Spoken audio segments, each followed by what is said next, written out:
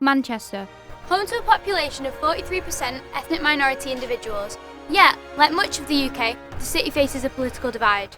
In the 21st century, social media has quickly become a major power in shaping our views. We set up an undercover TikTok account to see just how quickly a young man's content can become stormed by extremist politics.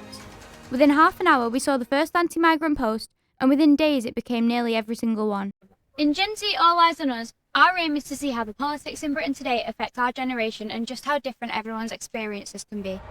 I went into Manchester to hear what our generation really thinks about Operation Raise the Colours and what this means for immigration.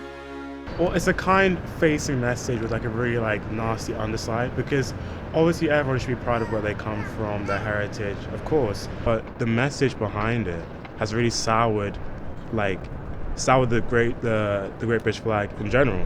Operation Raise the Colours has really brought back into the forefront British identity and British values. We sent our crew out into one of Manchester's biggest protests, Stand Up to Racism versus Britain First. Here's what we found. I think immigration makes the country. I think our country is built on immigration. I think it's important. I mean, it's a matter of law, firstly, right? I think as long as you stand by the law and allowing people to seek asylum in the first place, then that's where we should start off. I feel people are trying to stop the conversation before it starts, and I think that shouldn't be allowed, yeah. Manchester is a city built by migrants, and that will stand by migrants when push comes to shove. We're here to stop Britain First, who is a far-right, fascist, self-declared homophobic, transphobic and very racist group. To continuously fight against the rise of the far right. They're there to divide communities, they're there to blame refugees, blame migrants, blame minorities. That plays out with violence towards Muslim women, it plays out with attacks on mosques, attacks on synagogues, attacks on black churches. That's how that plays out. We're here to show there's an alternative, and I'm very proud of the way in which the Generation Z now understand and aware of this.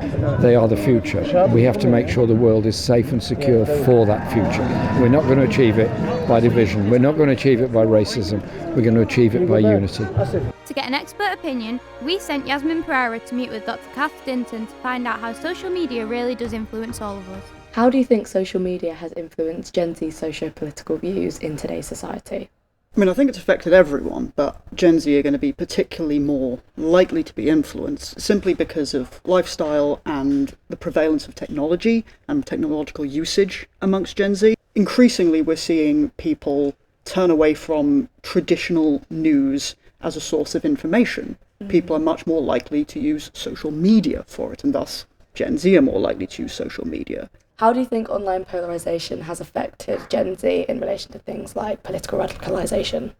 There was a study published just a week ago or so, which was engaging with algorithmic content on Twitter/X, which was finding that the difference between your feed for people you follow and the algorithmic for you feed in terms of the level of content was massive. The algorithmic feed was pushing through all sorts of right-wing, radical and extremist content.